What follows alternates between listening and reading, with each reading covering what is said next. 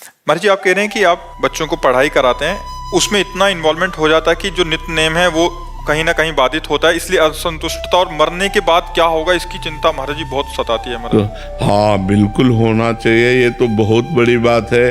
हम तो प्रायः जो परिजन होते हैं उनको एक बात कहते रहते हैं कि आपको ध्यान है आप मरोगे, तो आदमी बुरा मानता है, नहीं मानता कि यार मरने की बात क्यों करते हैं। और मरने की बात ही हमको संभाल सकती है कि यार मरना है मुझे।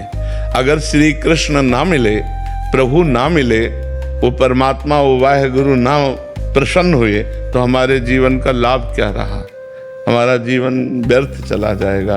तो ऐसे अन्य समय नाम जप करो, और जब पढ़ाई में इन्वॉल्व हो, बच्चों को पढ़ा रहे हो, तो बच्चों में भी भगवान को देखो, उस परमात्मा को देखो। और जय घंटे पढ़ाई की, उसके बाद उसको भगवान को समर्पित कर दो।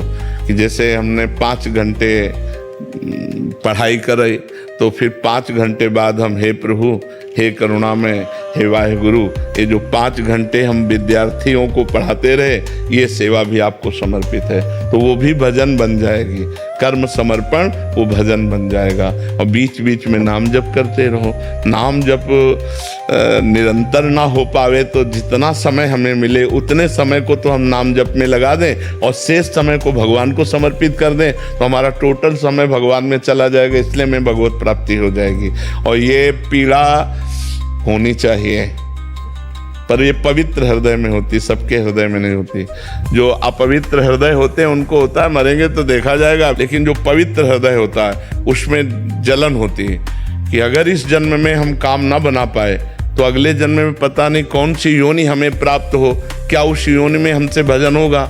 मान लो हम पशु पक्षी बने, तो क्या उसमें हमसे भजन हो पाएगा, हमसे साधना हो पाएगी? नहीं, केवल कर्म भोग होगा। तो मानव जीवन प्राप्त करके हम इतना भगवत भजन करें कि इसी जन्म में हमें भगवत प्राप्ति हो जाए। कम भगवत प्राप्ति हो जाएगी, इस पर विश्वास। बिना प्रयास के हर समय भगवान का स्मरण रहना, मतलब भगवत प्राप्ति के योग्य आप हो गए हैं।